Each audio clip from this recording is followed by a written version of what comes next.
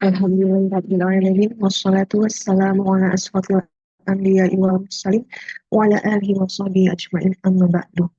Segala puji bagi Allah Tuhan semesta alam dan semoga salat serta salam salat surah kepada Nabi besar Muhammad Sallallahu Alaihi Wasallam, serta keluarga dan para sahabatnya. Assalamualaikum warahmatullahi wabarakatuh. Selamat pagi untuk bunda-bunda yang sudah bergabung pada pagi hari ini. Perkenalkan, saya Sabrina Helen Putri yang akan membantu acara webinar pada pagi hari ini.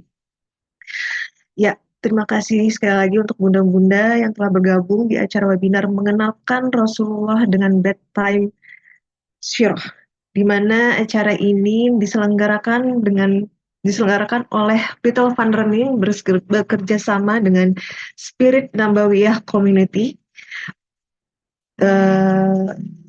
Bekerjasama dengan Spirit Nabawiyah Community. Berikut kita saksikan profil dari SNC ya Bunda.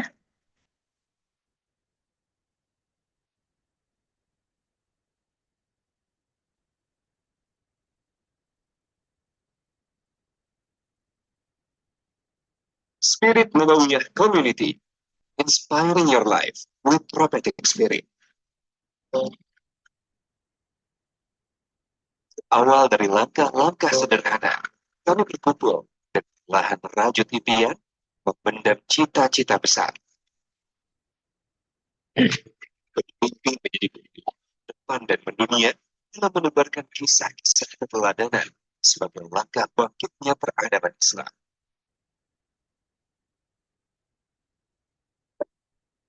Kami tahu semua itu tentu tak mudah. Tapi kami tak ingin berhenti melangkah. Menjadi komunitas yang memiliki produktivitas terdepan. Maka terus bergerak hingga lelah menghadapi gerak-gerak ini. Menjadi komunitas yang memiliki jejaring anggota yang mendunia. Dari ratusan hingga kini ribuan, dan inilah akan terus membesar. Menjadi komunitas yang fokus menebarkan kisah-kisah keteladanan pada keluarga-keluarga muslim dunia. Karena kami bukan sekedar berjualan buku, namun kami berupaya agar tak ada mata rantai yang terputus. Tak ada generasi yang tidak mengenal siapa rohnya, siapa nabinya. Menjadi komunitas yang kontributif terhadap upaya kembali bangkitnya peradaban Islam. Karena kami menyadari kewajiban kami jauh lebih banyak untuk waktu yang tersedia. Saat kami berkaca dan bertanya ke dalam tentang apa yang kita rasa setelah bergabung dalam esensi, maka didapatilah jawaban-jawaban manusia. Esensi itu cinta, kebaikan, kasih, dakwah, juang, kebuah, keluarga, heboh, hangat, takut, motivated people, seru, esensi itu kami.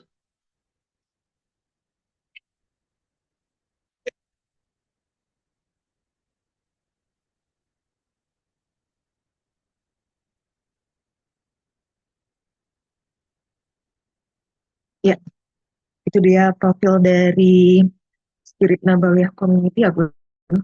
Dan tidak lupa saya ucapkan terima kasih kepada sponsor utama kita untuk acara hari ini, yaitu Calm Indonesia. Marilah kita sejenak saksikan profil dari Calm Indonesia ya Bun.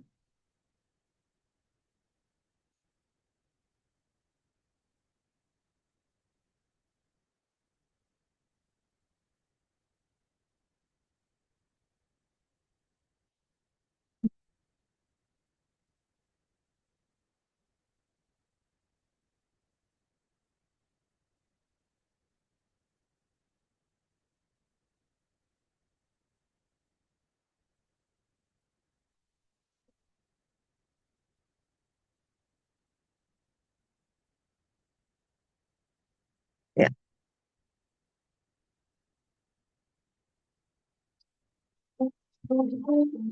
Hai, kenalan yuk sama kami. Ini adalah info perawatan untuk bayi dan anak-anak yang terbuat dari bahan natural, aman, nyaman, serta bermanfaat untuk si kecil. Cari tahu ada apa aja sih produknya kamu? Kamu healthcare. Kami Active Kids. Kami Active Kids punya beberapa manfaat, yaitu membantu menjaga imunitas tubuh atau imun booster, melancarkan sirkulasi darah, melancarkan pencernaan, mempercepat penyembuhan pada luka kecil, menyembuhkan bengkak atau lebam akibat terjatuh, dan relaksasi otot yang lelah setelah beraktivitas. Calming Kids. Manfaat Calming Kids adalah membantu memberikan rasa nyaman saat anak demam, meredakan batuk pilek, meredakan pernafasan, membantu tidur lebih nyenyak, serta meringankan sakit kepala. Calming Mealtime. Calming Mealtime yang jadi andalan saat anak susah makan. Apa saja sih manfaat Calming Mealtime? Membantu meningkatkan nafsu makan, sebagai mood booster atau meningkatkan keinginan si kecil untuk makan, membantu meningkatkan fungsi saluran cerna, membantu mengurangi mual, dan meringankan diare. Calming Premium Baby Tone mengandung natural essential oil yang tidak hanya menghangatkan, tapi juga punya manfaat lain, yaitu membantu menyamankan kulit pada bayi, mengatasi kulit kembung pada bayi, membantu meredakan krok-krok pada bayi dari lahir, melembabkan kulit, menenangkan bayi saat dipijat. Nama produk kami aman untuk si kecil ya, Mom. Kami Baby Care. Kami Gentle and Smooth Natural Baby Hair and Body Wash. Kami Gentle and Smooth berfungsi sebagai sabun dan juga sampo, membersihkan kulit dan rambut si kecil, melembabkan kulit bayi, melembutkan rambut si kecil, aman untuk kulit bayi yang sensitif, membantu meredakan masalah pada kulit bayi seperti kulit kering, eksema, dan iritasi.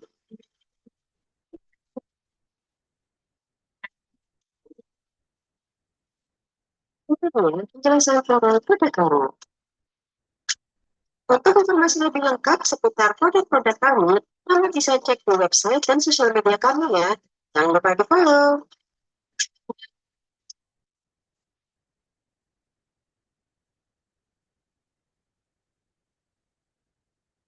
Ya, itu dia profil dari Kalmi Indonesia ya, Bun. Nah, sebelum saya memulai acara kita pada hari ini, ada beberapa hal yang ingin saya sampaikan untuk kelancaran acara kita ya, Bunda. Yaitu saat acara dimulai, harap Bunda mematikan mic saat acara berlangsung, dan juga saat sesi Q&A akan dimulai saat materi sudah selesai disampaikan oleh narasumber, dan saat sesi Q&A ini maksimal pertanyaan yang diajukan untuk satu orang itu 2 pertanyaan ya Bunda. Jadi kalau misalnya nanti akan ada pertanyaan lain yang ingin Bunda sampaikan lagi, nanti bisa dilanjutkan diketik atau raise hand kembali.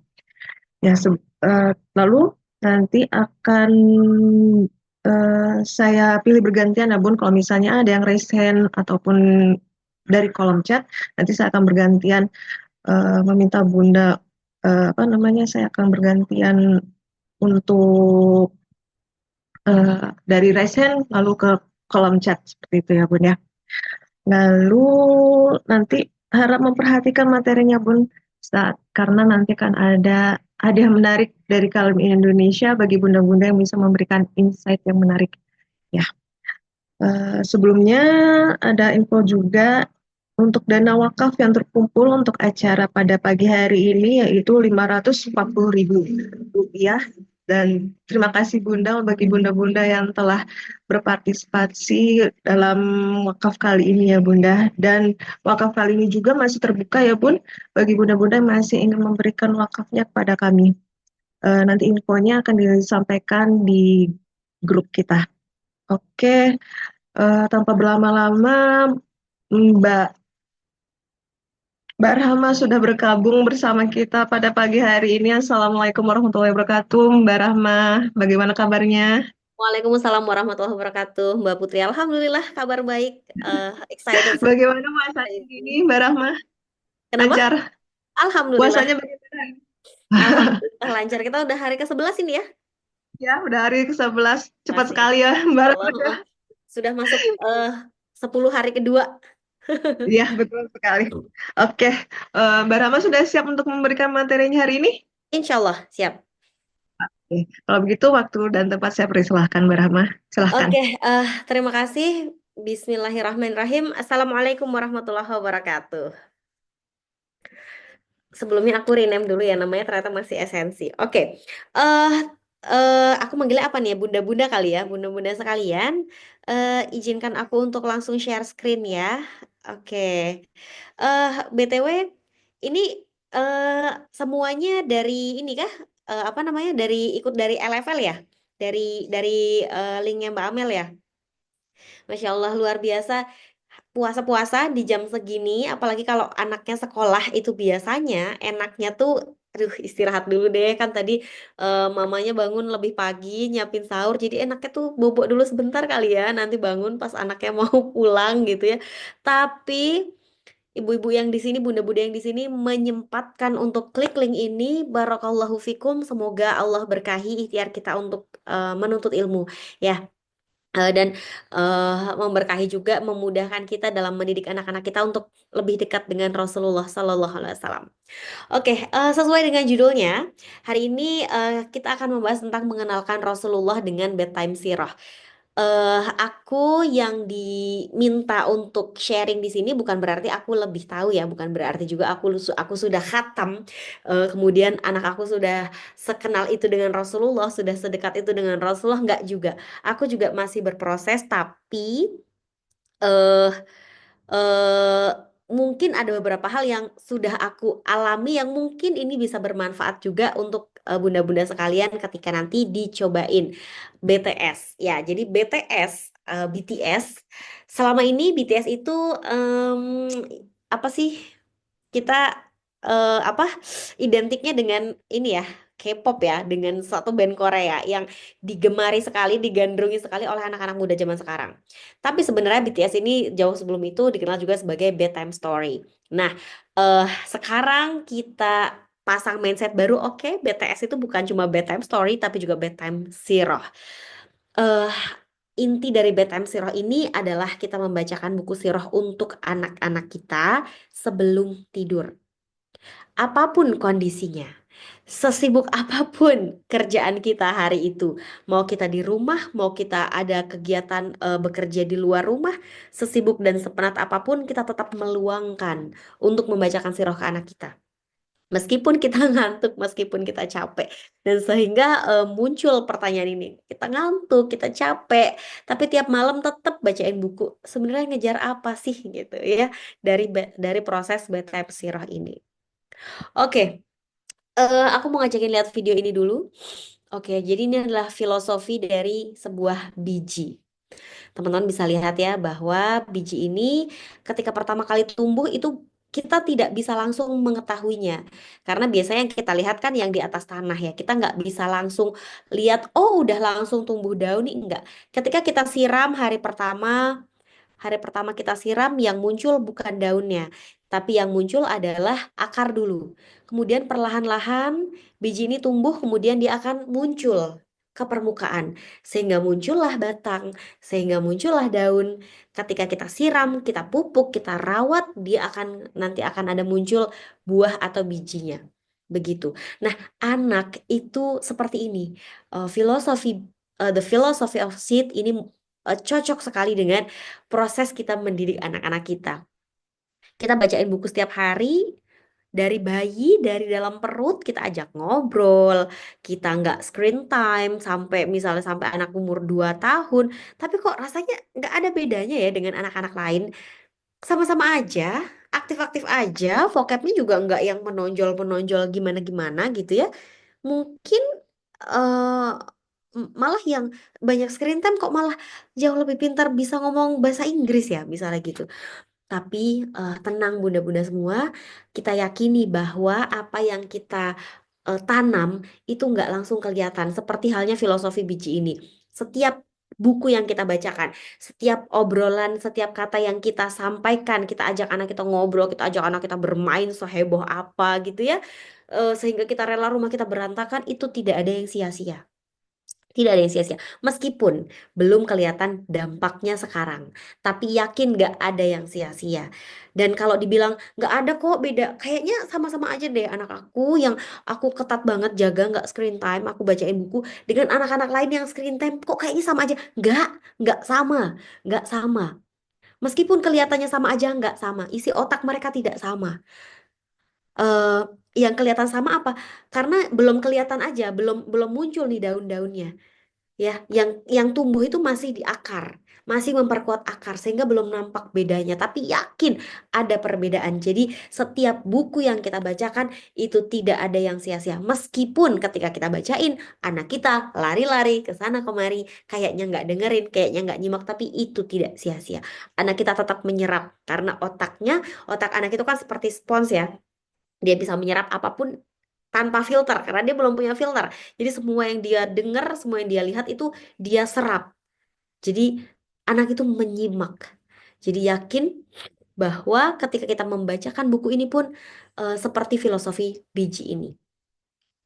Nah, kemudian eh oh sebelumnya bunda-bunda di sini boleh dong jawab di kolom komentar.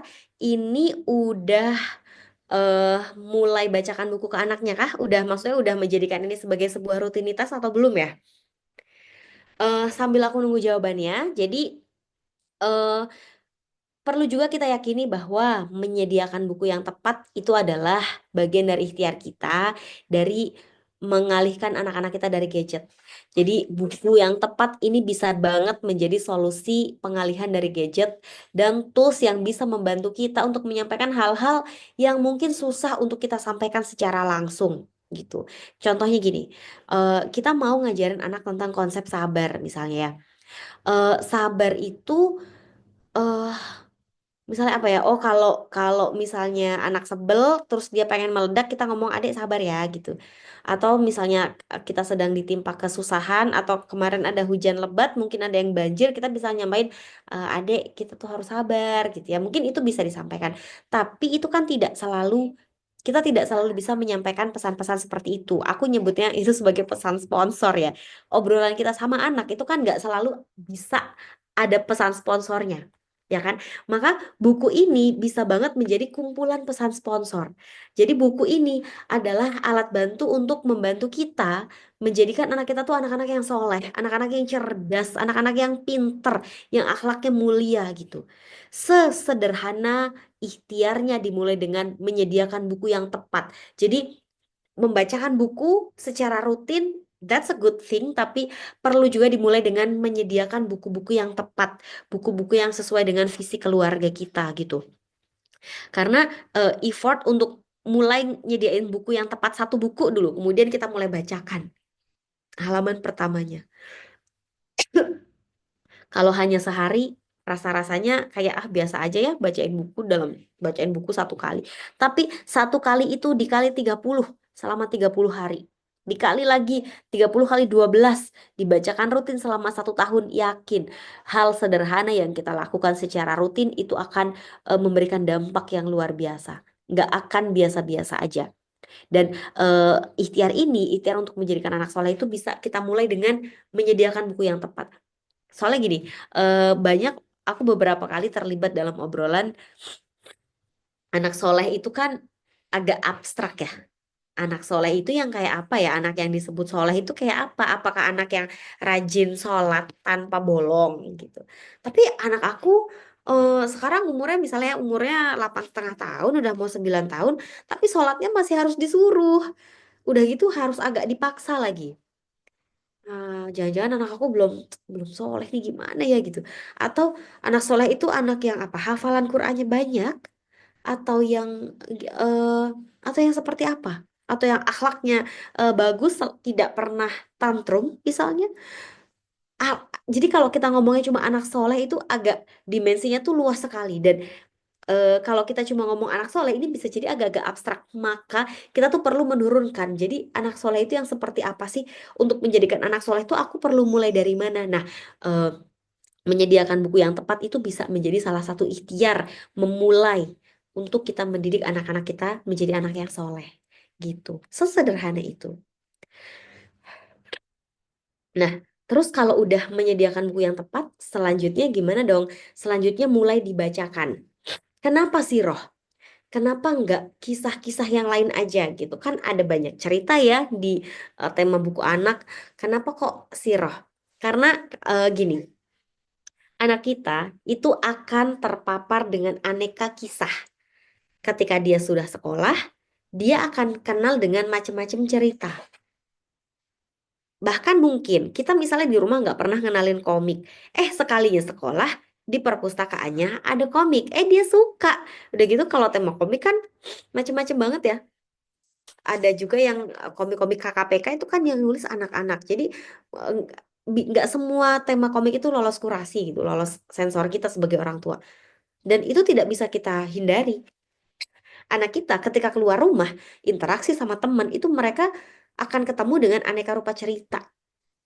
Maka aku percaya siroh ini adalah sesuatu yang wajib kita kenalkan.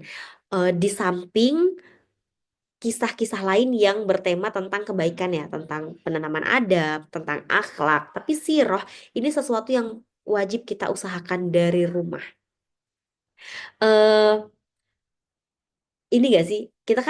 Kita sekolah itu kan dapat dapat juga materi siroh di pelajaran agama ya. Nah, pengalaman aku dulu sekolah itu sekolah negeri. Pelajaran agama itu cuma 1 kali seminggu, 2 jam pelajaran. Dan siroh tuh aku nggak suka.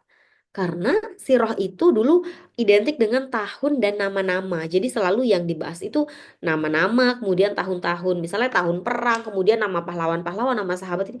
Aku nggak suka karena jadinya hafalan. Dan tidak tidak dapat hikmahnya gitu loh. Jadi dapatnya cuma hafalan itu aja.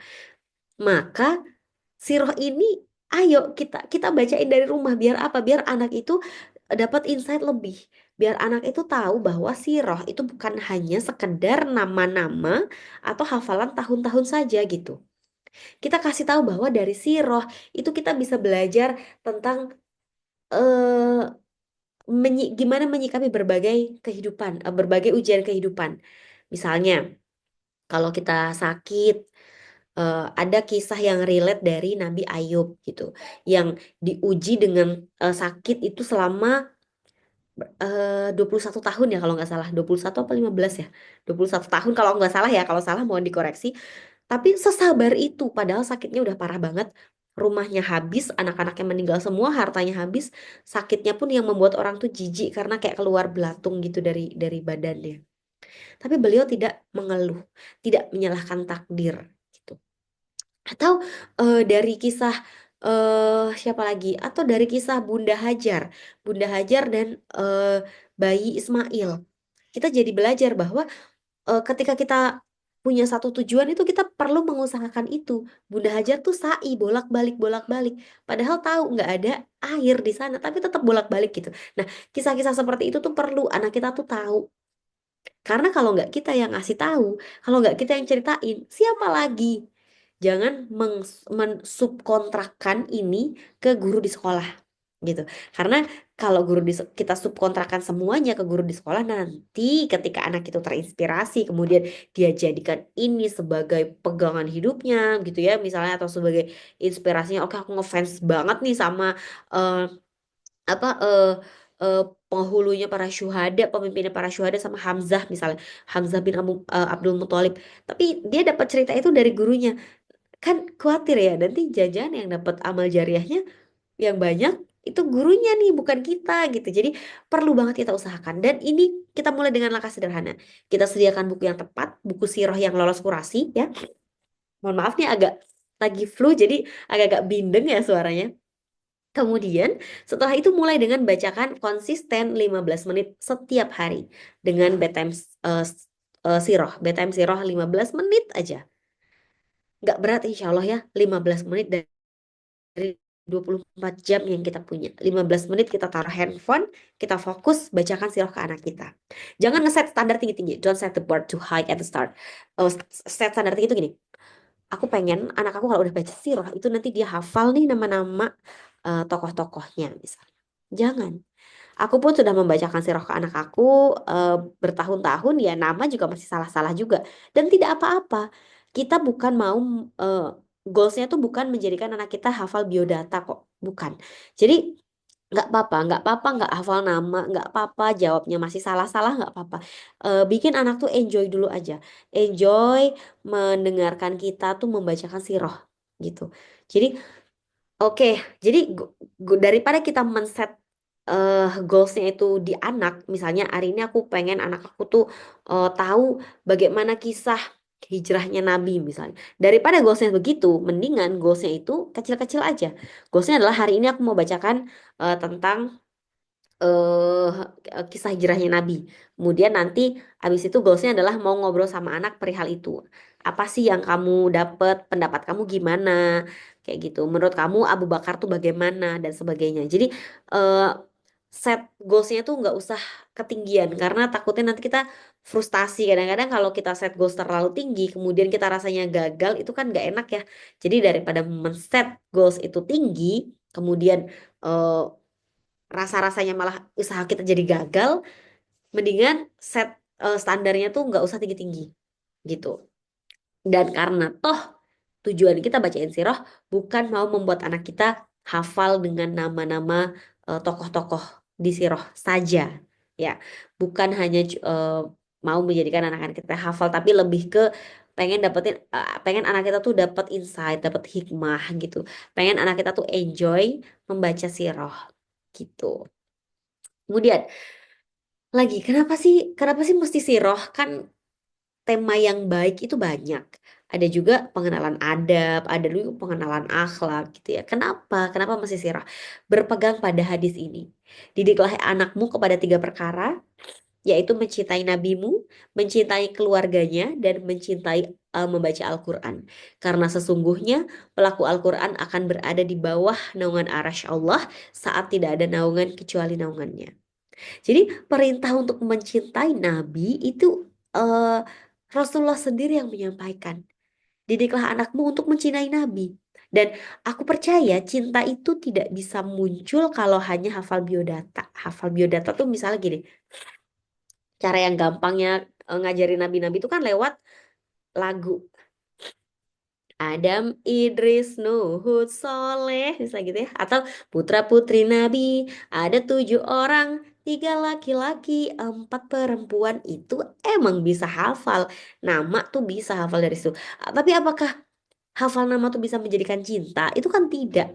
Apakah tahu biodata itu bisa menjadikan anak tuh cinta sama Nabi? Itu kan tidak. Hafal biodata tuh gini. Tahu kok Rasulullah itu adalah nama ayahnya Abdullah, nama ibunya Aminah, nama kakeknya Abdul Muthalib, diasuh oleh paman Abu Talib, kemudian menikah dengan istri pertama Khadijah, dari Khadijah punya anak siapa-siapa, kemudian istrinya siapa. Nggak gitu. Mendidik anak untuk mencintai Nabi itu bukan bukan dengan itu gitu. Tapi dengan kita bacain kisahnya. Biarkan anak kita terinspirasi, biarkan anak kita mendapatkan insight gitu. Kalau anak udah terinspirasi, anak akan ngefans. Kalau anak ngefans, ujungnya apa? Ujungnya anak akan pengen seperti idolanya. Aku ngefans banget sama eh, Nabi Muhammad misalnya. Nabi Muhammad itu setiap pagi bangun tahajud di sepertiga malam, padahal sudah dijamin surga. Oke, kalau gitu aku mau bangun tahajud juga. Aku mau cobain bangun tahajud misalnya gitu. Itu kan contoh mencintai Nabi. Mencintai Nabi itu kan muaranya adalah meneladani, eh, mengikuti sunnah-sunnah Nabi gitu kan. Dan itu didapatnya bukan dari biodata, tapi dari cerita, dari BTS tadi itu gitu. Oke, sekarang aku mau asah otak sejenak. Boleh nggak jawab di kolom chat ya? Tapi ini nggak ada hadiahnya, nggak apa ya? Atau nanti bisa kali dihitung ke yang dapat hadiah apa dari sponsor tadi yang dari Mbak Sabrina Putri ya. Oke, mau dong tolong dijawab di kolom chat. Tapi jangan googling ya, teman-teman. Oke, pertanyaan pertama. Saat Nabi Muhammad lahir, ayahnya sudah meninggal. Lalu siapakah yang memberinya nama Muhammad? Boleh dong jawab di kolom chat. Oke, udah ada jawaban dari Kak Diodev dan Kak Irenti, kakeknya, betul ya. Yang memberikan nama Muhammad adalah kakeknya, yaitu Abdul Muthalib. Jadi ketika Aminah melahirkan, kemudian pada saat itu Abdul Muthalib sedang berada di Ka'bah, eh, lalu dikabarkan oleh budaknya bahwa Aminah sudah melahirkan cucumu dari Abdullah itu sudah lahir. Kemudian Abdul Muthalib menjemput datang ke rumah Aminah, kemudian dibawa bayi itu digendong, dibawa keliling Ka'bah sambil mengumumkan bahwa anak ini namanya adalah Muhammad. Nama pada waktu itu belum ada orang namanya Muhammad, jadi belum lazim, belum nggak ada orang namanya Muhammad. Pada saat itu orang-orang Arab itu memberikan nama anaknya biasanya Abdul diikuti dengan nama-nama berhala atau pakai nama-nama kakek-kakeknya gitu. Jadi banyak yang namanya kayak Abdul Lata, Abdul Uzza itu banyak gitu ya. Nah, nggak Ahmad itu ada. Orang pun nanya, kenapa nggak dikasih nama Ahmad? Kenapa kok Muhammad? Nggak ada orang namanya Muhammad. Lalu Abdul Muthalib menjawab, aku ingin anak ini menjadi seseorang yang terpuji di langit dan di bumi gitu. Jadi itu doa yang terselip dari nama Muhammad. Pertanyaan kedua, saking bahagia karena ponakannya lahir, paman Nabi membebaskan budaknya yang bernama Suwaibah. Nah, siapakah paman ini? Paman yang membebaskan budak Suwaibah di hari kelahiran Nabi Muhammad? Boleh jawab di kolom chat.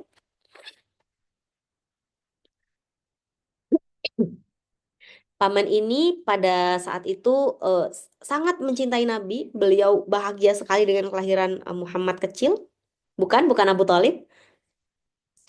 Em, tapi kemudian dia menentang ajarannya. Jadi orang-orang Mekah pada saat itu tuh menerima Nabi Muhammad, tapi belum menjadi nabi ya, menerima Muhammad sebagai seorang pribadi, bahkan sampai digelari Al-Amin gitu kan. Tapi ketika eh, turun risalah dan diangkat menjadi rasul, mulai berdakwah, orang-orang jadi menentang. Kenapa? Karena mereka merasa posisinya tuh terancam gitu. Kalau pakai sistem Islam ini, masa kita setara sih sama budak? Itu salah satunya. Nah, sehingga paman ini menjadi salah satu yang paling memusuhi Nabi. Tapi ada hadis yang menyebutkan karena paman ini berbahagia di hari kelahiran Nabi sampai beliau itu membebaskan budak Suwaibah. eh, jadi siksa kuburnya setiap hari Senin, kan Rasulullah lahir di hari Senin ya. Siksa kuburnya itu setiap hari Senin itu diringankan. Gitu, oke. Abu Jahal atau Abu Lahab. Nanti cek ya, apakah Abu Jahal atau Abu Lahab. Jawabannya adalah tabazir Abu Lahab. Abu Lahab. Jadi bahkan sampai diabadikan di dalam Al-Quran. Bukan Hamzah, karena Hamzah ini sampai hari terakhirnya itu beliau beriman dan bahkan sampai diberi gelar pemimpinnya para syuhada. Oke, pertanyaan ketiga. Saat diboikot oleh musyrikin Quraisy di Syi'ib Abu Thalib, kaum muslimin itu sangat kesulitan makan. Siapakah istri Nabi yang menghabiskan hartanya untuk mencukupi kebutuhan kaum muslimin? Nah, ini gampang ya. Betul sekali, jawabannya adalah Bunda Khadijah. Bunda Khadijah pada saat itu memang beliau adalah seorang saudagar yang sangat-sangat kaya, bahkan sampai digelari ratunya Mekah. Ratunya Mekah saking kayanya, saking terhormatnya. Tapi pada saat Muslim itu diboikot selama 3 tahun, sampai susah sekali makan, sampai mereka itu makan merebus kulit kayu. Ya Allah, nggak kebayang nggak sih kulit kayu, anak-anak udah sampai nangis kelaparan, yang ada cuma air dan akhirnya rebus kulit kayu gitu, daun-daun yang bukan nggak lazim dimakan. Kemudian ada Khadijah yang mengorbankan semua hartanya untuk membantu kebutuhan kaum muslimin. Nomor 4, siapakah sahabat Nabi yang menjadi duta Islam pertama? Oke, siapakah duta Islam pertama? Boleh dijawab di kolom chat. Pada saat itu, eh, orang ini, duta Islam pertama ini, dia adalah orang yang sangat kaya juga nih dari Mekah. Nah, saking kayanya, orang-orang tuh orang-orang tuh hafal. Kalau dia lewat, orangnya udah jalan, udah lewat nih, udah di depan, jauh di depan, wanginya masih ketinggalan. Saking wanginya, saking beliau itu tampan, bajunya bagus, wangi banget. Bukan Utsman bin Affan, bukan termasuk 4 Khulafaur Rasyidin ya. Ya, siapa ada yang tahu? eh Bukan termasuk Khulafaur Rasyidin. Nah, lalu pada saat itu beliau belum masuk Islam. Nah, kemudian setelah setelah masuk Islam, jadi dia tuh anak anak mama banget, bukan anak mama ya, tapi disayang banget sama ibunya. Tapi ketika beliau masuk Islam, ibunya menentang. Kemudian karena masuk Islam sama ibunya, ini bahasa sekarang ya, eh kartu. Kalau bahasa sekarang tuh semua akses kartu kamu mama cabut gitu. Jadi semua akses hartanya dicabut sama ibunya. Sehingga dia berubah sampai orang-orang heran, kenapa ya orang ini kok berubah, bajunya berubah, yang tadinya tuh pakai kain-kain yang paling mewah, baju-baju yang paling bagus gitu. Jadi baju-baju orang biasa, kemudian yang parfumnya juga udah beda gitu. Nah, lalu beliau ini juga tidak hanya tampan, tapi juga sangat supel gitu. Nah, sehingga sama Rasulullah ditunjuklah menjadi duta Islam pertama yang diutus ke kota Yatsrib atau kemudian berubah menjadi Madinah. Jadi yang berdakwah ke Madinah sebelum Rasul datang itu adalah orang ini. Siapakah dia? Betul, jawabannya adalah Mus'ab bin Umair ya. Betul, Kak Irenti. Iya, Mus'ab bin Umair. Tapi googling nggak apa-apa. Masya Allah. Oke, pertanyaan terakhir. Di rumah siapakah Rasulullah tinggal ketika pertama kali sampai di Yatsrib? Ya, langsung Kak Diodev. Abu Ayyub Al-Ansori ya, betul sekali. Nah, pertanyaan-pertanyaan kayak gini, dulu aku juga nggak tahu loh jawabannya. Kayak aku juga cuma hafal biodata doang gitu. Bahkan sampai sebelum punya anak tuh aku merasa aku pernah baca sirah, ya cukup lah gitu. Cukup lah, nggak usah berlebihan juga gitu. Aku mikirnya gitu. Sampai akhirnya aku punya anak, kemudian aku mikir anak ini tuh perlu diajarin apa ya gitu. Masa sih nggak diajarin sirah? Nah, dari situlah mulai belajar dan ternyata ketika mulai belajar lagi itu, banyak banget yang aku belum tahu.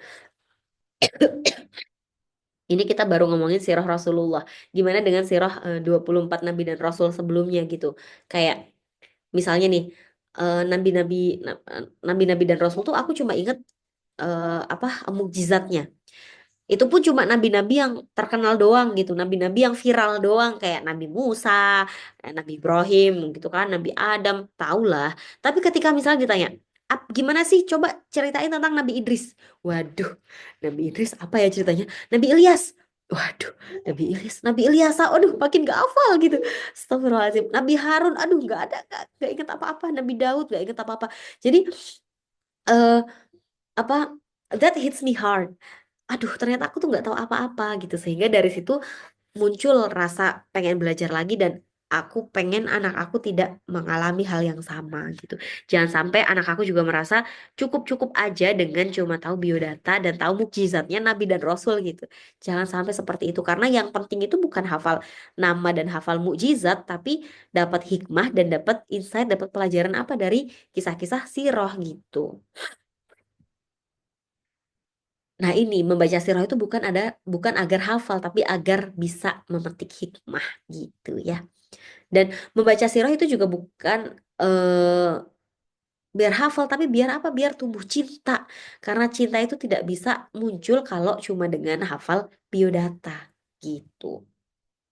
Dan sekarang ya di tengah gempuran media di mana tokoh fiktif itu di mana-mana, artis di mana-mana, influencer itu makin gak karuan. Coba siapa yang layak jadi pegangan anak-anak kita kalau bukan sosok-sosok teladan yang sudah dijamin surga gitu.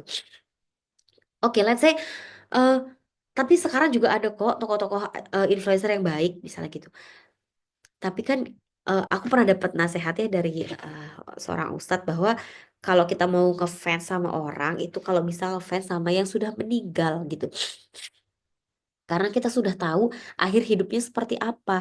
Kalau kita ngefans dengan yang masih hidup, kita kan nggak tahu nih nanti dia akhir hidupnya seperti apa. Kita udah ngefans nih misalnya sama satu orang, kita ikutin. Ternyata eh nauzubillah min zalik, dia ternyata habis itu belok-belok. Kan banyak yang begitu kan. Jadi tidak ada jaminan seseorang itu baik sampai dia meninggal gitu. Maka kita pilihkan idola ke anak-anak kita itu ya sosok-sosok yang sama Allah udah dibilang baik, udah jaminan baik deh kalau sama Allah udah dicap cap baik, dah nggak ada keraguan lagi. Dan siapa mereka? Ya Nabi, Rasul, kemudian sahabat-sahabat Rasul gitu ya. Itulah yang perlu kita kenalin ke anak-anak kita supaya anak-anak kita bisa menjadikan mereka sebagai idola, sebagai pegangan gitu. Idolakan mereka yang sudah Allah jamin surga, bukan manusia yang belum tentu terjamin baiknya. Begitu. Dan semua ini bisa kita mulai dengan bedtime zero. Oke, begitu dari aku, Mbak Sabrina. Mbak Putri ya, sorry, Mbak Putri. Oh, masih ada. Gimana sih? Lupa sendirinya. Oh, sorry, sorry. Lanjut dikit. Dan ini jangan ditunda ya. Sekarang 11 Ramadan. Mungkin ada yang ngerasa gini, oke anak aku masih 2 tahun, nanti aja lah kalau udah 5 tahun udah TK gitu. Jangan, jangan ditunda. Karena dalam setiap penundaan itu ada pengaruh lain yang akan terus masuk ke anak kita. Dalam setiap penundaan itu artinya kita juga menunda, melewatkan ratusan ribuan detik, puluhan ribu detik anak kita bisa mengenal dan ngefans sama Nabi dan Rasul. Jadi jangan sampai keduluan. Keduluan apa? Keduluan pengaruh-pengaruh buruk gitu. Kalau kita mulai sekarang, nanti di 1 Januari kita posisinya udah segini gitu. Tapi kalau kita baru mulai 1 Januari, kita baru ada di titik nol. Jadi mulai sekarang. Meskipun nanti dalam prosesnya naik turun, naik turun, naik turun gitu ya. Mulai sekarang, mulai nanti malam. Kalau belum ada bukunya gimana dong? Iya, pakai buku yang ada dulu sambil diusahakan untuk memilihkan buku sirah yang lolos kurasi, yang memang bagus gitu, yang memang tidak ada penyimpangan. Dan ini perlu hati-hati ya karena aku punya juga buku sirah di rumah, tapi ini bentuknya novel. Aku beli ketika aku kuliah. Pada saat itu aku ngeh, belum ngeh kayak belum bisa juga bedain mana hadis ya, mana taunya yang ada hadis palsu, mana ada cerita yang banyak dimasuki cerita Israiliyat dan sebagainya. Tapi ternyata di situ ada cerita yang agak-agak sesat gitu. Jadi hati-hati ya, perlu berhati-hati sekali ketika kita memilihkan buku sirah untuk anak kita. Maaf nih, ini aku sendiri yang bikin materi tapi kok lupa ya kalau ternyata masih ada. Dan ini dia goalsnya bukan untuk dulu-duluan hafal, bukan, tapi goals jangka panjangnya adalah kita mau menjadikan anak kita sebagai anak yang soleh, anak yang cerdas, anak yang baik akhlaknya, anak yang terpaut hatinya pada Baitullah, anak yang takut berbuat dosa. Dan ini semua bisa kita mulai dengan simple consistent action dengan bedtime zero. Checklist, checklist, checklist pelan-pelan. Nanti insya Allah di atas ini goalsnya adalah anak soleh. Karena kalau kita hanya ngomong anak soleh kan abstrak ya. Maka soleh ini kita turunkan lagi gitu. Soleh itu yang seperti apa? Nah, pelan-pelan kita bisa usahakan dengan bedtime zero. Begitu. Kapan mulainya? Sekarang, karena sebenarnya ya the best time to plant a tree was 20 years ago, tapi the second best time was now. Jadi untuk membacakan sirah juga sebenarnya waktu yang paling baik adalah ketika anak kita dalam kandungan. Tapi kan kita tidak bisa turn back the time kan, kita nggak bisa mengulang waktu, sehingga waktu kedua yang terbaik adalah sekarang, malam ini. Malam ini mulai bedtime sirah. Oh ya, ini adalah salah satu contoh dari bukti nyata dari konsistensi. Ini adalah salah satu eh, rekan di komunitas pejuang siroh. Jadi anak ini namanya Faris, dia dibacakan siroh berkali-kali dari usia 5 tahun. Oh, 1 SD, sorry, kelas 1 SD. Kemudian ketika dibawa umroh di umur 10 tahun, berarti ke jalan 3 sampai 4 tahun ya. Selang 3 sampai 4 tahun rutin dibacakan sirah, itu dia benar-benar menghayati sekali umrohnya sampai tidak ada keluhan sama sekali. Padahal kan umroh tuh capek ya, apalagi untuk anak-anak harus jalan tawaf, sa'i serami sejauh itu, sedempet-dempetan itu, tapi tidak ada keluhan sama sekali. Dan dia ketika ditanya dari umur 7 tahun cita-citanya apa, dia punya 2 cita-cita. Cita-cita yang pertama adalah ingin ketemu Rasulullah, cita-cita kedua adalah ingin umroh, ingin ke Baitullah. Tercapai di umur 10 tahun dia umroh, dan dia menangis di depan Baitullah saking terharunya. Ya Allah, ini yang aku baca, ini cita-cita aku. Anak umur 7 tahun loh, cita-citanya mau umroh, luar biasa ya. Dan dia benar-benar serius dengan mimpinya gitu. Nggak cuma cita-cita yang sekali ngomong terus hilang, itu enggak. Anak ini sudah menghatamkan sirah berkali-kali, sehingga pada saat ibunya cerita pada saat umroh, eh ustadznya itu kan bercerita ya bahwa di tempat ini ada ini, di sini ada kejadian ini, di semua sudah hafal, dia semua tahu, dia nyambung dengan semua penjelasan ustadznya. Dia tahu bahwa Rasulullah dimakamkan di Kubah Hijau, kemudian dia tahu bahwa di Madinah ini ada apa, di sana ada apa, di sana ada, dia semuanya hafal. eh Apalagi daya tangkap anak itu kan masih bagus-bagusnya ya. Jadi bonusnya hafal. Hafal itu bonusnya hafal. Tapi dia bisa menghayati perjalanan umrohnya, bahkan mungkin jauh lebih menghayati dibandingkan kita yang datang ke Baitullah tanpa membaca sirah dulu sebelumnya gitu. Masya Allah. Jadi kita perlu mengepung anak-anak kita dengan buku pilihan.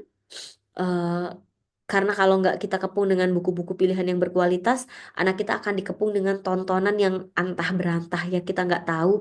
Sekali dia buka YouTube semua bisa muncul, apalagi ketika anak sudah buka TikTok, aduh itu makin antah berantah lagi.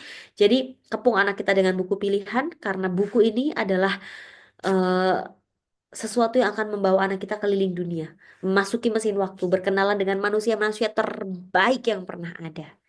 Begitu. Dan sebaik-baik manusia adalah generasiku, kemudian generasi berikutnya, kemudian generasi berikutnya. Inilah hadis yang sahih diriwayatkan dari Al-Bukhari. Jadi eh, ayo kita sama-sama kenalkan anak-anak kita dengan generasi terbaik, generasinya Rasulullah, lalu generasinya setelah Rasulullah, generasi tabiin gitu ya. Dan lagi-lagi ini semua bisa kita ikhtiarkan dengan bedtime zero. Begitu, Kak Putri. Terima kasih. Ini beneran udah. Oke. Oke. Alhamdulillahirrahmanirrahim. Terima kasih Mbak Rahma penjelasan materinya. Sangat menarik sekali ya Mbak Rahma ya. Apalagi buat saya pribadi, saya dari generasi milenial, Oh, milenial ya, generasi Masya Allah. yang ya yang nggak pernah dibacain buku sebenarnya sama orang tua saya. Iya, sama. Jadi saya belajar cerita-cerita dari Nabi, cerita para sahabat itu selebihnya itu dari sekolah sebenarnya. Jadi pas kesini itu perkembangan zaman, anak-anak sekarang punya banyak buku-buku seperti ini itu wah subhanallah sekali gitu. Dan saya merasa tertinggal. Saya merasa tertinggal sesungguhnya. Masih banyak apa namanya pelajaran-pelajaran dari para sahabat, terutama para nabi kita yang mungkin saya sendiri pun sampai saat ini masih belum tahu ya, masih banyak yang belum tahu. Bahkan cerita Nabi Muhammad sendiri pun, cerita beliau itu dari masa beliau muda sampai beliau meninggal pun saya mungkin masih ah yang mana nih masih bingung gitu. Iya, eh, mungkin ini ya Mbak Rahma ada poin yang saya ingin tanyakan nih. Kan dari mulai kita dari bayi kan bisa dimulai cerita seperti itu dan secara konsisten gitu kan yang kita menceritakan kepada anak-anak kan pasti ada saat eh, titik tertentu nih kita yang agak aduh males gitu. Karena ngelihat entah itu dari diri kita sendiri ataupun lingkungannya kita lagi ada merasa aduh males deh nanti aja dulu ya nak, jadi nanti malah keterusan malesnya gitu. Itu sedangkan anaknya juga jadi malah bundanya aja males ceritanya gitu kan, udah deh mau cerita yang lain aja. Itu gimana sih cara buat diri kita sendiri gitu supaya nggak aduh ayo nih demi anak, demi siapa, demi keponakan buat siapa gitu, gimana itu cara kita meningkatkan supaya nggak malas gitu. Oke, terjadi juga di aku, Mbak. Jadi Mbak Putri bukan satu-satunya yang mengalami hal itu. Jadi up and down itu ada banget gitu ya. Masya Allah nih ada adik siapa nih dari Ya. yang ikut nyimak ya. Oh, pakai headset ya, jadi nggak usah denger ya. Jadi apalagi misalnya habis liburan, terus kita liburan tuh kita misalnya nggak bawa buku, itu balik-balik tuh harus adjust lagi kan dengan kebiasaan membaca buku. Dan memang ada kalanya kita malas, tapi selama ini aku merasa terbantu dengan dua hal, Mbak. Tapi ini caraku ya, mungkin cara teman-teman yang bisa works di teman-teman berbeda. Aku yang pertama support system untuk rutin membacakan buku ini penting banget. Makanya di sini aku juga terbantu banget dengan Spirit Nabawiyah Community yang sama dari Mbak Amel juga. Itu kita di situ tuh kayak di support, dapat support system untuk konsisten bacain sirah ke anak kita gitu meskipun secapek apapun. Nah terus kan ada juga nih masanya anak-anak tuh pengen baca buku yang lain, dia pilih sendiri. Nah aku menerapkan buku wajib dan buku bebas. Jadi buku wajib itu aku yang milihin, Buku wajib tuh biasanya siroh, kalau nggak siroh ya buku tentang belajar apa rukun iman rukun Islam gitu. Kalau buku bebas silahkan, dia bebas baca apapun. Jadi buku bebas itu boleh dibaca sendiri, boleh juga dibacain, tapi kalau dibacain itu setelah buku wajib. Itu seperti itu yang pertama. Kemudian yang kedua, tapi ini personal aku ya, ini pengalaman pribadi aku yang membuat aku terdorong untuk rajin bacain buku juga adalah beli buku yang mahal, Mbak. Soalnya gini, ada rasa gini, Hmm. aku udah beli buku mahal nih, masa ya nggak dipakai? Jadi rasa itu tuh ada gitu. Tapi pernah juga, soalnya ada kan beli buku yang secara harga tuh murah, itu eh, di aku motivasi membacakannya tuh kayak dibacakan beberapa kali, udah gugur nih kewajiban aku bacain buku ini gitu, kayak udah selesai dia tugasnya menemaniku gitu. Jadi ketika aku beli buku premium tuh ada rasa aku harus memanfaatkan buku ini karena buku ini aku beli dengan harga mahal gitu. Ada rasa seperti itu. Tapi yang utama sih support system ya, itu penting banget sih. Hmm. Mm-mm. Oke.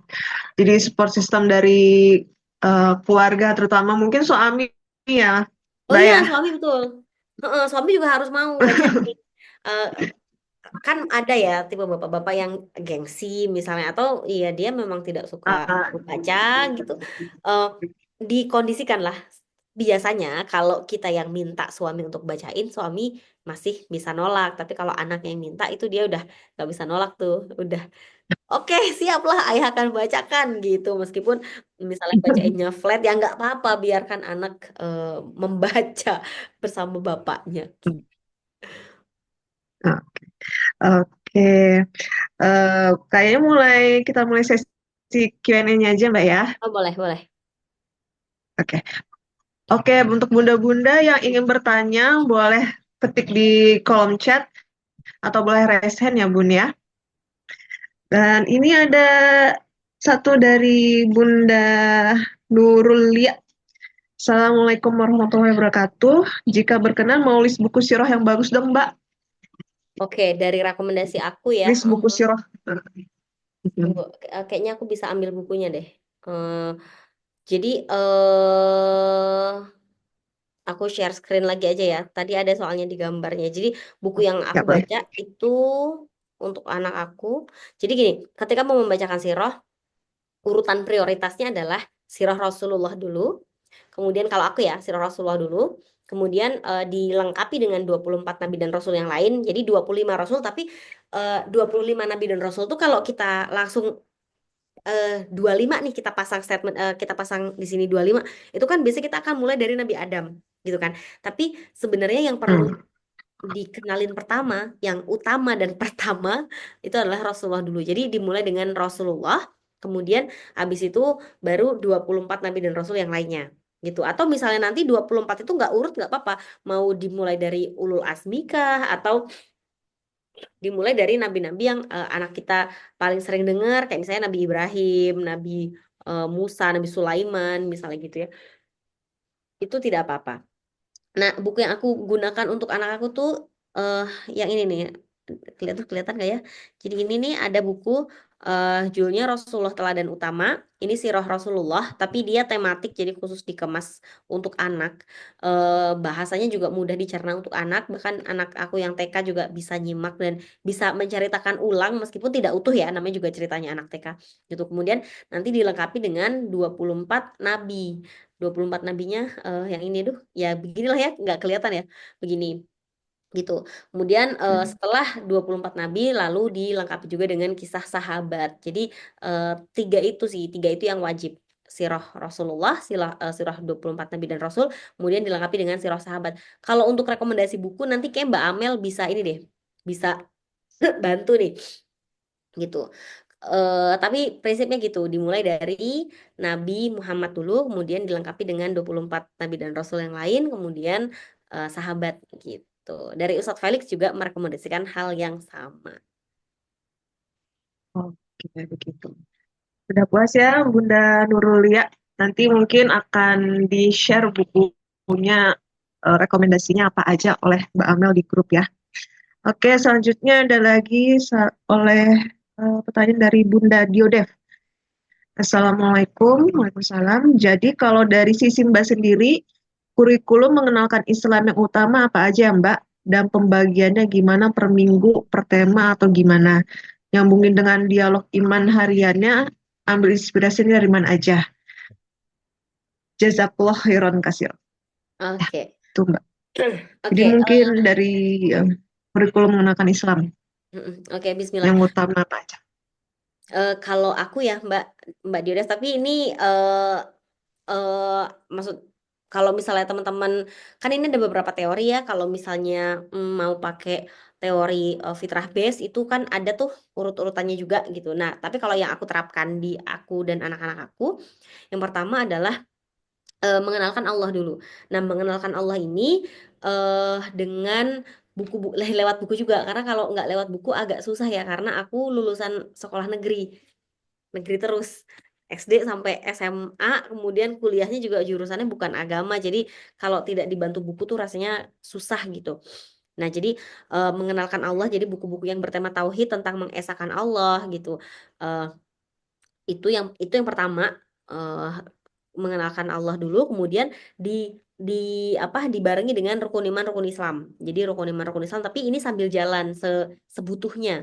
Jadi sebutuhnya rukun Islam sambil dikuatin sirohnya gitu. Eh iya itu. Nah, terus soal adab, kemudian soal akhlak itu gimana ya? Itu dimasukin juga, tapi tiga ini sih yang aku pegang. Jadi tauhid, mentauhidkan Allah, mengesahkan Allah, kemudian rukun Islam, kemudian apa namanya sirah. Karena adab itu juga bisa kita sisipkan ketika kita membacakan sirah gitu. Kemudian kalau pembagiannya per minggu atau per tema gimana? Aku nggak yang saklek gitu ya Mbak, karena aku bukan homeschool juga. Jadi anak-anak aku juga sekolah formal. Jadi untuk di rumah aku eh, lebih santai dan sesuai ini aja, sesuai mood. Jadi untuk rukun Islam aku tuh benar-benar sesuai mood. Misalnya sekarang nih, oh bulan Ramadan berarti yang dibacain itu tentang tema-tema puasa. Terus misalnya anak aku sholatnya lagi agak-agak meleot nih misalnya. Nah itu nanti yang dikencengin lagi bahas tentang sholat. Nah kayak gitu-gitu. Jadi bukan yang aku jadwal gitu, enggak. Kalau yang siroh itu sebisa mungkin runut meskipun beberapa kali ya loncat-loncat gitu sih. Begitu Mbak. Oke.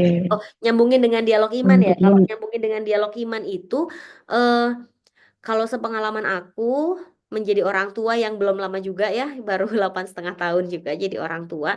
Ketika kita kita mengisi hari-hari kita bersama anak itu dengan membacakan buku sirah, itu nanti tuh suka nyambung-nyambung aja sendiri.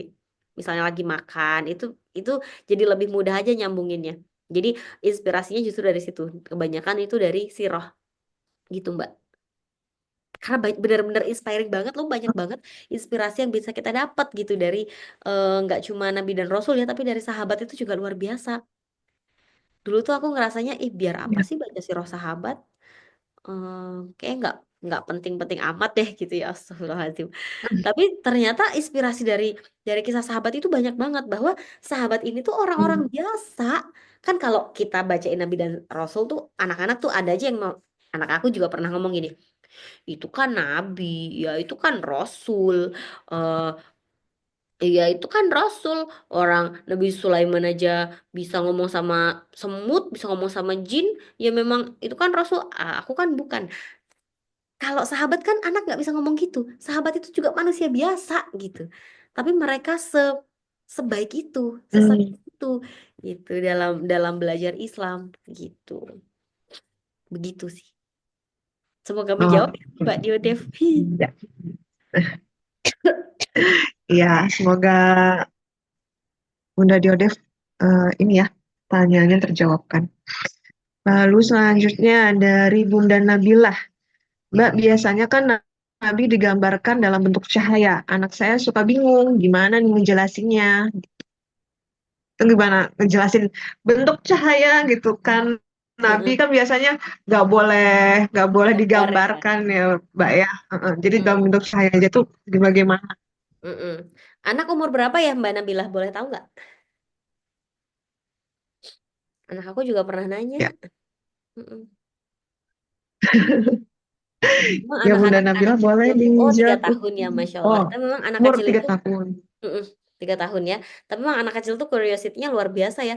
Aku tuh kalau ditanya kayak gitu aku masih mending, tapi yang paling mentok tuh kalau ditanya gini. Dan ini pernah ditanyakan juga ketika dibacakan tentang apa proses penciptaan manusia gitu kan, aku bacain ensiklopedia, anaknya udah SD waktu itu. Eh, terus dari mana dong sel sel dari mana sel sperma ayah bisa ketemu sama sel telur ibu? Dari menikah gitu, kemudian bulat ceritanya tuh saya aku jawab dengan nanti ya, ibu belajar dulu. Itu kalau jawabanku udah mentok aku bilang gitu, nanti ya ibu belajar dulu, karena aku pengen anak aku tahu bahwa ibunya tuh juga belajar gitu. Nah kemudian eh kalau menjelaskan bahwa nabi itu kan biasanya digambarkan sebagai cahaya ya, anak umur 3 tahun, jadi jawab aja memang Rasulullah itu tidak boleh digambarkan. Nah terus kan biasanya nanya kenapa nggak boleh digambarin. Nah terus kita bisa cerita bahwa karena nanti kalau digambarin nanti orang jadi eh bisa jadi nih, tampan banget ya, jadi malah malah salah fokus, misalnya malah jadi suka ngelihat wajahnya Nabi doang gitu misalnya, atau malah jadi terlalu mengidolakan Nabi. Soalnya ada nih ceritanya di masa Nabi Nuh dulu, ada orang-orang soleh, saking solehnya jadi orang-orang soleh ada 5, kemudian 5 orang soleh ini udah meninggal, kemudian pada saat itu orang-orang ayolah kita ini yuk kita bikin patung untuk mengenang orang-orang soleh itu. Kemudian dibikin patung. Awalnya dibikin patung untuk mengenang doang. Lama-lama malah jadinya disembah patungnya. Jadinya yang disembah bukan Allah lagi, tapi malah patung. Gitu. Nah itu juga bisa diceritakan, bisa disampaikan seperti itu. Bahwa Rasulullah itu nggak boleh digambarkan. Kalau udah agak besar bisa jadi pertanyaannya nambah lagi gini. Kenapa ya dulu belum ada kamera?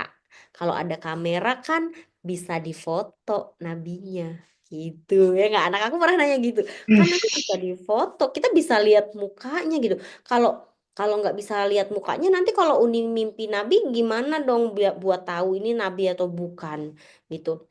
Jadi eh, pertanyaan itu akan terus berkembang seiring usia anak ya, dan ini seru sekali menjawab menjawab pertanyaan anak yang kayak gitu tuh, seru banget. Jadi bisa disampaikan aja bahwa memang Rasul tidak boleh digambarkan dengan alasan seperti tadi itu, gitu. Semoga menjawab ya Bunda Nabila. Oke, selanjutnya ada pertanyaan dari Bunda Hanomi. Kak, gimana jawab pertanyaan anak umur 4 tahun? Allah itu terbuat dari apa? Soalnya saya bingung jawabnya gimana. Akhirnya saya bilang, Ibu mau belajar dulu ya. Ya, Iya. gimana itu Mbak Susah ya, Rahma? susah ya. Aku juga ditanya gitu tahu. Eh, Allah yang melahirkan siapa? Nggak ada yang melahirkan. Terus kok Allah bisa ada? Ya Allah memang udah ada. Kenapa Allah kok bisa udah ada? eh jadi terus aku jawab, akhirnya jawabanku gini. Jadi gini nak, yang menciptakan waktu itu adalah Allah.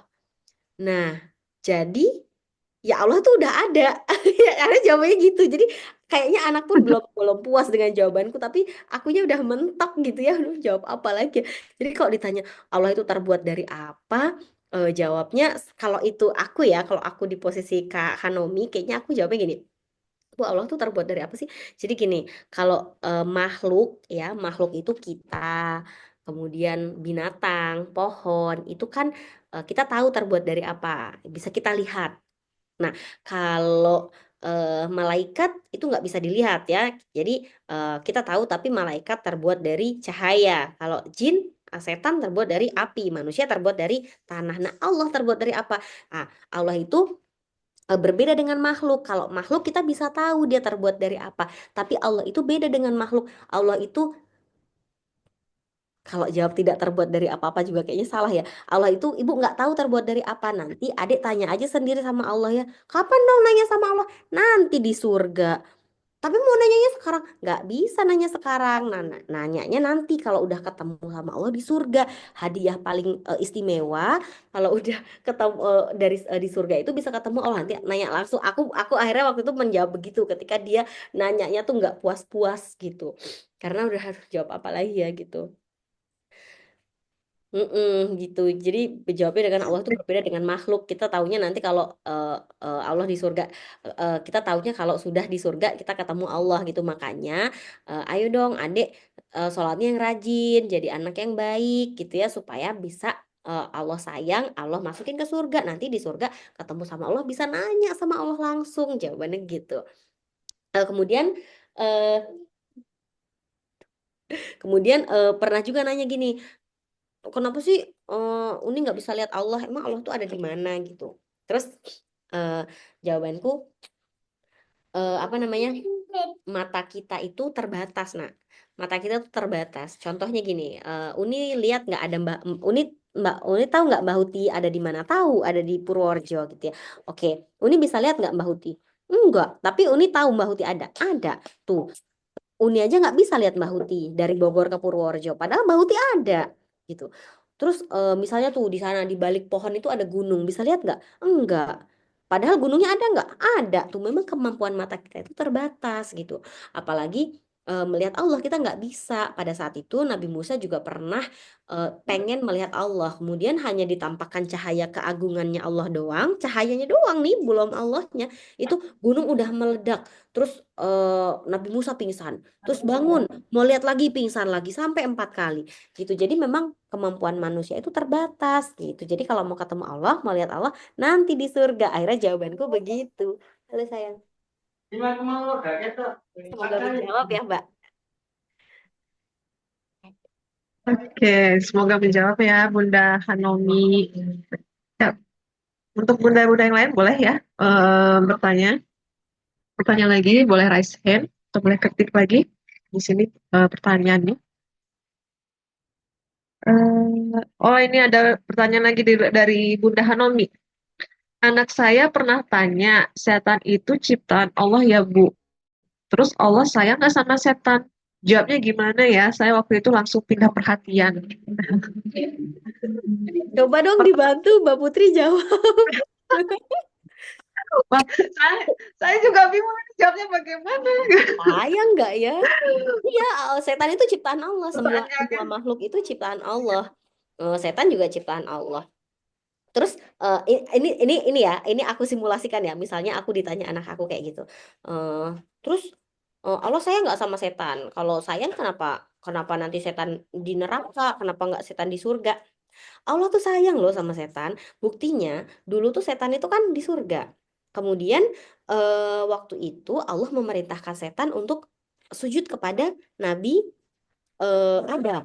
Setan tidak mau. Kata, kata setan, kata setan, Ana khairu minhu, aku lebih baik dari dia. Gitu. Kemudian karena kesombongannya, karena dia tidak mau nurut sama Allah, akhirnya anak aku hampir jatuh.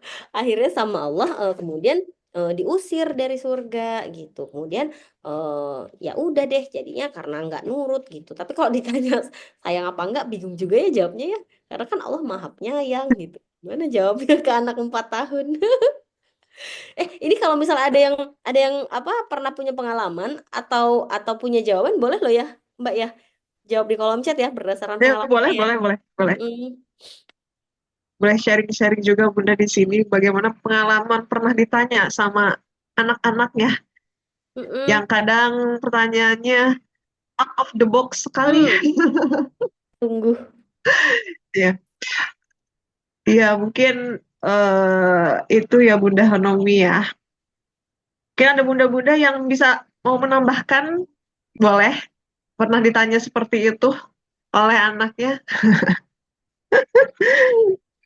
Ini Oke, bagus nih. ini dari Ini jawaban dari terakhir. Bunda Oppo. Oppo F9. Ini dari Oppo F9. Kalau nyuruh anak-anak buat sholat itu susah banget bawaannya mager terus. Gimana caranya biar mereka sadar sholat tanpa disuruh usianya 11 tahun, Mbak? Oke, Masya Allah, ini aku menjawab gini juga. Aku sedang berjuang untuk apa mendisiplinkan anak aku sholat. Anak aku umur 8,5 tahun. Karena kalau aku meleng Hmm. sholat itu dia cuma berdiri pegang mukena di tempat sholat. Pas ditanya, udah sholat nak? Udah. Pegang mukena doang gitu. Tapi kemudian aku juga berkaca, ya Allah, aku juga dulu begitu. Kalau disuruh sholat, aku pakai aku lipat mukena terus aku taruh di paling atas biar kelihatan udah sholat gitu ya Allah. Jadi memang itu fase. Maksudnya setiap anak tuh pasti ada fase eh, belajar sholat itu rasanya tuh kayak kenapa sih nggak mau sholat gitu, kenapa susah amat disuruh sholat gitu. Hmm, iya, kitanya kitanya apa? Kitanya terus terus mengingatkan, kitanya terus mengajak dan mencontohkan sambil diimbangi dengan kita kasih anak kita kisah-kisah orang-orang, kisah-kisah bagaimana sholatnya Nabi, bagaimana sholatnya sahabat, kemudian gimana sholat dari sholat itu misalnya Nabi berharap mendapatkan kasih sayang Allah misalnya gitu. Kemudian kita bisa ceritain juga Nabi yang sudah dijamin surga aja, sholatnya tuh lama banget sampai kakinya bengkak. Karena apa? Karena Nabi pengen bersyukur. Nah sekarang kan kita dikasih nih kakak sama Allah dikasih tangannya 2, jarinya 10. Coba jarinya ada 9 nggak? Enggak loh, jarinya ada 10. Kupingnya 2 bisa dengar, hidungnya bolong tuh. Hidungnya ngadepnya ke bawah bukan ke atas. Masa sih kakak nggak bersyukur? Jadi ayo kita sholat, kita bersyukur sama Allah. Kayak gitu kali ya yang bisa terus ditanamkan. Tapi memang ini proses yang tidak singkat ya. Aku belajar juga dari Abah Ihsan. Bunda-bunda di sini ada yang belajar dari Abah Ihsan juga nggak sih? Tahu Abah Ihsan nggak? Abah Ihsan Oh, PSPA. Heeh. Nah, itu ada e-learning namanya Parenting Rasulullah. Di situ mengajarkan sholat itu dibagi jadi 2 bahasan, tarhib sama targib kalau nggak salah ya istilahnya tarhib sama targib. Bahasanya bagus dan praktikal. Nanti kalau mau dapat akses e-learningnya bisa coba kontak Mbak Amel deh. Itu enak belajar di situ dan oh, mm, lebih on point gitu ngajarin sholat. oke. Nanti mungkin siapa ini kan Bunda Oppo, Oppo F19 bisa nanti ditanya di grup ya, Bunda. Oke, terus dari Bunda Hanom nih yang balas yang tadi, berarti kita jawabnya tetap sesuai dengan riwayat ya, Mbak? Iya, sebisa mungkin begitu ya. Soalnya Oke. anak tuh nanti ada aja lo ingetnya misalnya kita jawabnya agak-agak lagi agak ini lagi agak males nih jawabnya agak-agak kita suka-suka terus itu taunya nempel di anak itu. Lebih susah lagi ya. Soalnya anak tuh kan suka tidak bisa diprediksi Hmm, mana detail yang dia ingat, mana yang dia lupa gitu. Jadi memang sebisa mungkin sesuai dengan riwayat ya jawabnya. ya. Oke, mungkin ada bunda-bunda lagi yang ingin bertanya. Silahkan, masih ada waktu untuk bertanya. Eh, Mungkin dari saya nih, Mbak Rahma, kan kadang anak-anak itu kan belajar lewat contoh Mm-mm. yang depan mata dari orang tuanya, dari nenek kakeknya gitu kan ya. Misalnya kita suruh apa, bunda aja enggak, ayah aja enggak, gitu. Itu harus harus seperti apa ya, eh, Mbak? Soalnya kan walaupun kita udah kita baca sirah juga kan, tentang Nabi, tentang para sahabat, tapi kan yang terkadang yang terdekat itu kan lebih suka nempel gitu kan di mereka karena mereka melihat sendiri, merasakan sendiri gitu kan. Mm. Itu gimana, Mbak? Eh, Again ini aku posisikan kalau anak aku yang nanya begitu ya ke aku. eh Yang pertama, satu, oh iya astagfirullahaladzim, iya salah ya, harusnya ibu nggak gitu ya. Ibu juga masih belajar nih gitu. Jadi anak tuh tahu bahwa kita juga bukan sosok yang sempurna yang selalu benar dan bahwa yang kita lakukan kalau salah ya tetap salah gitu. Dan bahwa standar benar itu bukan, maksudnya bukan semua yang kita lakukan itu berarti benar gitu. Kayak misalnya nih kita sholatnya udah agak mepet-mepet waktu gitu misalnya ya, itu Hmm. kan salah. Jadi anak tetap tahu, misalnya anak nanya ya kita kita akui bahwa memang ini salah, seharusnya nggak gini. Gimana ya buat kita biar tidak gimana ya biar ibu tidak mengulangi ini gitu ya. Coba kalau anak udah agak besar itu bisa dijadikan obrolan. Nah, abis itu justru masuk lagi sih rohnya. Kita sama-sama ini yuk belajar sirah lagi yuk. Kita belajar buat sholat lebih bener yuk. Kita belajar ngikutin Rasulullah yuk gitu. Jadi dibalikin lagi bahwa yang teladan dan panduan yang paling utama itu adalah Rasulullah gitu. Jadi kayak diajak belajar bersama ya, Mbak ya. Heeh, heeh. Bener. Oke. Oke, ini ada pertanyaan lagi dari Bunda Diodet. Kalau buku Siro untuk ibunya teh ada rekomendasi kah untuk Sebenarnya ibunya yang ini? sebenarnya yang tadi aku Bukan. bacain, yang tadi aku sebutin itu bisa juga dipakai untuk orang tuanya. Bentar, kayaknya aku bisa ambil deh, bentar ya. Oke.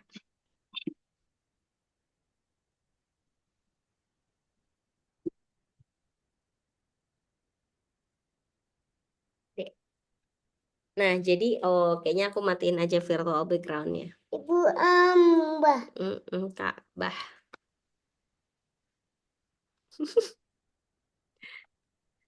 Nah, jadi balik gak ya di situ?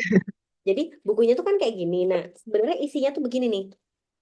Ini yang tadi aku bilang ya. Ini dari buku 24 Nabi dan Rasul, ini yang penakluk Firaun. Jadi kisah Nabi Musa dan Harun. Jadi eh, Hmm. dalamnya tuh begini. Sorry. Nah, ada jangan pencet ya. Dalamnya tuh gini. Jadi tulisannya memang banyak. Eh untuk kisah nabi-nabi, nabi dan rasul, aku merasa dari buku anak yang ini aja tuh aku dapat banyak banget pelajaran dan oh ternyata banyak banget yang aku nggak tahu gitu. Tapi kalau mau baca sirah Rasulullah yang eh memang deep, itu aku rekomendasikan baca eh sirah Nabawiyah tulisannya Syekh Mubarak Furi. Syekh Mubarak Furi ya. Tapi itu tebel ya dan ya aku pernah baca itu waktu kuliah.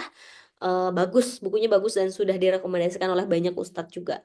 Itu kalau untuk sirah Rasulullah. Kalau untuk 24 nabi dan rasul, aku pribadi ya aku baca dari sini, dari seri ini karena udah cukup lengkap. Soalnya kalau untuk buku apa? Buku sirah Nabawiyah itu yang tadi aku bilang ya benar harus hati-hati banget gitu ketika membeli. Jadi pastikan bahwa ini sumbernya sahih, penerbitnya juga kredibel, artinya tidak ada penyimpangan, nggak syiah, nggak melenceng. Cek penulisnya juga, kalau bisa sampai cek ke referensi karena nggak main-main yang sedang kita baca ini bukan hanya kumpulan kata-kata gitu, tapi memang kisah yang mengubah peradaban begitu. Hmm. Ya. Oke, saya harap itu bisa menjawab ya Bunda Diodel. Ya, ada lagi yang ingin ditanyakan Bunda? Boleh, boleh ditulis lagi ya di kolom chat. Ya, ya untuk buku-buku kan memang sekarang itu banyak sekali Mbak ya yang harus kita perhatikan ya, terutama isinya. Yang mungkin dari packagingnya mungkin dihias dengan gambar anak-anak, dengan eh, judul yang memang terlihatnya tuh Islami, tapi dalamnya itu ternyata isinya apa namanya menyimpang seperti Hmm, itu. mm-mm, Eh, Sebaiknya tuh kita harus gimana ya? Kalau misalnya bukunya tuh dikasih sama sama saudara gitu, sama temen. Sedangkan kita tahu nih bukunya, aduh ini bukunya isinya nggak nggak bagus nih gitu kan. Itu kita harus gimana gitu kan. Sedangkan kita tuh, aduh di nggak mau diterima ini dari mm-mm, teman, dari saudara gitu kan ya. Sedangkan mungkin saudara kita, teman kita kan mungkin tidak terlalu ngeh atau mungkin tidak terlalu mengerti gitu kan ya. Sedangkan kita tahu pas ini aduh bukunya dikembaliin nggak mungkin di dibawa juga gimana gitu. Itu mm-mm. seperti apa Mbak? Iya benar. Dan seperti ini kan bisa jadi banyak ya. Cuman kita nggak tahu, kita belum tahu aja gitu. Aku juga beberapa kali beli buku yang pada saat itu aku baca biasa-biasa aja pas baca. Kemudian pas makin ke sini, makin belajar agama, ternyata kok agak-agak aneh ya. Kayak misalnya ada buku tentang Hmm.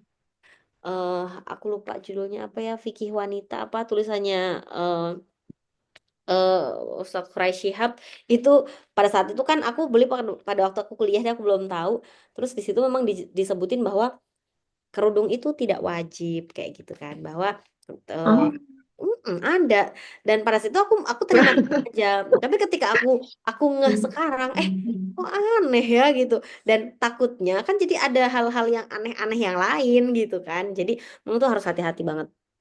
Nah, terus bukunya diapain dong kalau kayak gitu ya? Kalau sekarang karena bukunya aku sudah punya, aku beli pada waktu kuliah juga, jadi ya aku simpan aja di gudang. Jadi memang ya udah nggak dibaca-baca dan nggak aku pajang gitu. Maksudnya supaya tidak terakses lagi sekarang, anak aku juga nggak baca gitu. Gitu. Kayak Hmm. tadi yang Sirah juga ada loh. Jadi ada yang menceritakan bahwa di buku Nabi Muhammad ya, eh eh, apa sih, nasab. Jadi semua nabi dan rasul itu nasabnya tuh baik, nasabnya tuh kan baik ya, bersih gitu, dan Hmm. terjaga gitu. Maksudnya kayak misalnya Nabi Ibrahim itu eh ternyata kan riwayat yang menceritakan bahwa Nabi Ibrahim tuh melihat apakah matahari ini Tuhan? Oh, ternyata matahari tenggelam. Oh, bukan Tuhan. Itu kan ternyata kan itu lemah ya hadisnya. Dan yang kayak gitu-gitulah yang perlu kita hati-hati. Ada juga yang buku Nabi Muhammad yang dia cerita nasabnya tuh nggak bersih. Jadi Bunda Aminah tuh gimana gitu, pokoknya ceritanya jadi aneh gitulah. Gimana ya, susah ceritainnya. Jadi ketika baca tuh kok gini ya gitu. Karena Ustadz juga manusia betul. Jadi memang hati-hati banget ketika memilihkan buku.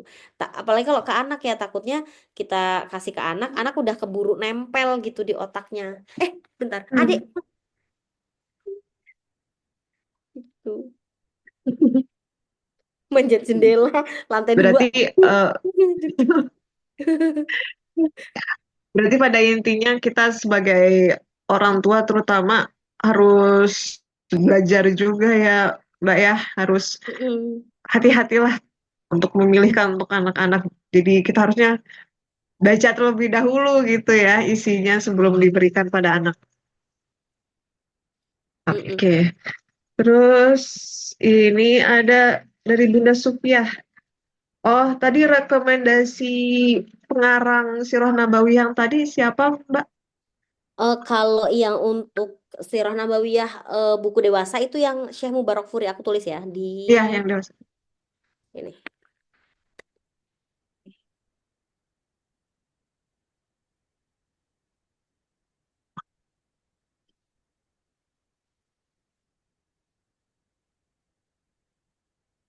Mm-mm. Syekh Mubarak Furi betul.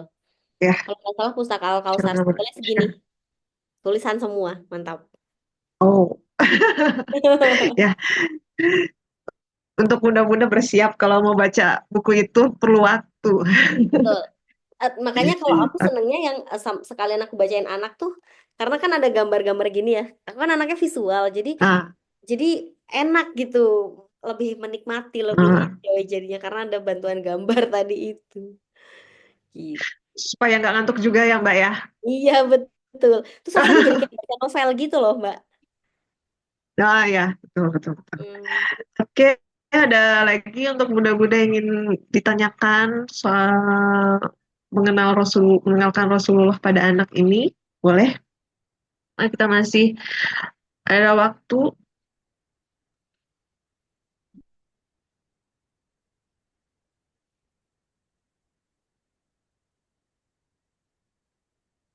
Nah, ada lagi, Bunda? Boleh lagi ditanyakan? Oh, mungkin saya ingin bertanya juga nih, Mbak Rahma. hmm, Kan tadi Mbak Rahma sempat bilang jangan subkontrakkan pendidikan, terutama pendidikan anak kepada guru semuanya ya. hmm, Sedangkan kadang mungkin ada orang tua yang apa namanya, yang dua-duanya mungkin bekerja gitu kan ya. hmm, Itu mungkin waktunya itu terbatas lah, mungkin hmm, dari sore sampai malam udah capek, udah banyak pikiran gitu kan ya. Itu sedangkan bagaimana cara kita sebagai orang tuanya gitu untuk bisa membagi waktunya untuk itu gitu. Sedangkan anaknya juga mungkin kalau sudah malam udah aduh capek, udah bunda ada PR nih, aduh gimana gitu. Itu gimana ya, Mbak? Oke. Eh, Posisinya aku juga bekerja, tapi memang tidak setiap hari, bukan yang setiap hari di jam 8 sampai 5 gitu ya. Tapi aku juga tidak selalu ada di rumah dan eh ya itu tadi bacain kayak rasa-rasanya ya.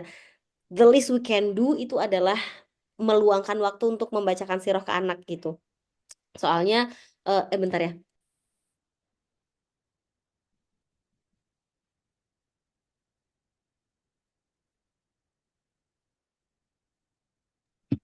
Soalnya ketika kita membacakan buku ke anak itu kan kita fokus, nggak ada distraksi, nggak disambil-sambil balas WhatsApp, nggak disambil-sambil scroll Shopee misalnya gitu ya. Memang benar-benar kita fokus, jadi hadir gitu, kita hadir utuh untuk anak. Jadi ya menurut aku itu that's the least we can do sih untuk apa menjadi orang tua yang menjalankan peran madrasatul ula, mendidik anak, tidak mensubkontrakkan kalau memang kita sehari-hari itu bekerja di luar rumah ya, gitu. Makanya dengan sederhana dengan memulai BTS tadi. Sesederhana itu ya, menyempatkan waktu setidaknya 10 mungkin sampai 15 menit ya, Mbak ya. Betul. Oke. Oke, mungkin ada lagi bunda-bunda yang mau sharing boleh eh, sharing-sharing bagaimana caranya bunda yang mungkin apa namanya yang mungkin sudah mulai nih sedikit-sedikit mengenalkan cerita-cerita Nabi kepada anaknya boleh sharing-sharing di sini ya Bun. Pernah mendapatkan pertanyaan yang out of the box seperti apa dari anaknya boleh di sini.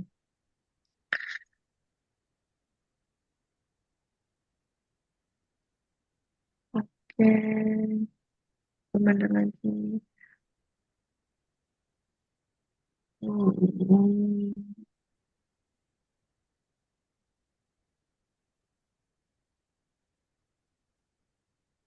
Mbak Rahma mau dilanjutkan lagi boleh mungkin ada eh tampaknya pertanyaannya sudah Yes ya. nggak ada Oke. ya. Oke. Sedikit menutup dari aku, bunda-bunda semua, eh anak yang setiap hari eh kita hadapi pertanyaannya dengan pertanyaan-pertanyaan ajaibnya yang kadang-kadang bikin kita ya Allah, Hmm. astagfirullahalazim gitu ya. Setiap hari pasti ada episode seperti itu, pasti ada di setiap rumah. Aku yakin ini adalah amanah yang Allah kasih ke kita. Allah memilih kita gitu. Banyak di luar sana, bahkan mungkin orang-orang terdekat kita yang butuh menunggu waktu lama, atau bahkan malah masih menunggu untuk bisa memiliki keturunan. Tapi Allah karuniakan itu kepada kita. Maka do not take it for granted. Kita perlu mensyukuri ini, dan salah satu cara mensyukurinya adalah dengan eh tadi mengenalkan Rasulullah, mengenalkan Al-Quran, mengenalkan tentang keagungan Allah gitu. Dengan harapan semoga kelak anak kita bisa menjadi anak soleh yang bisa menjadi perpanjangan amal kita di dunia gitu ya, ketika kita nanti raganya sudah tiada. Dan salah satu ikhtiarnya adalah dengan memulai PTM Siroh. Jadi bismillah, it takes a village to raise a child. Tidak bisa kita mendidik anak kita sendirian, kita harus bareng-bareng. Jadi baik itu harus bareng-bareng. Maka ayo kita bareng-bareng juga memulai rutinkan bedtime Sirah. Segitu dari aku. Mohon maaf kurang lebihnya ya. Makasih ya Mbak Putri. Aku tutup dulu kali ya dari aku. Assalamualaikum warahmatullahi Oke. wabarakatuh. Waalaikumsalam warahmatullahi wabarakatuh. Alhamdulillahirrahmanirrahim. Terima kasih kepada Mbak Rahma yang sudah menyempatkan waktunya dan juga memberikan ilmunya kepada kita semua ya Bun ya. Eh, Mungkin terima kasih kepada bunda-bunda yang sudah menyempatkan waktunya di sini, bergabung bersama kami, menimba ilmu di bulan Ramadan kali ini. Tentunya mungkin tidak mudah ya untuk bunda-bunda menyisihkan waktunya di sela-sela waktunya yang harus beberes, harus menyiapkan bukaan segala macam. Terima kasih sekali lagi dan semoga insya Allah ilmu yang bunda yang kita dapatkan pada pagi hari ini bisa menjadi ladang ilmu amal jariah kita kepada anak-anak kita nantinya, insya Allah. Mohon maaf jikalau ada kekurangan dari saya selama membersamai Bunda pada acara hari ini. Dan terima kasih sekali lagi kepada Mbak Rahma atas waktunya sekali lagi. Dan saya tutup acara kita pada pagi hari ini dengan doa majelis. Subhanallahumma wa bihamdika asyhadu an la ilaha illa anta astaghfiruka wa atubu ilaik. Sampai jumpa lagi di acara webinar dari LFL selanjutnya, Bunda. Assalamualaikum. Terima kasih, Mbak Rahma.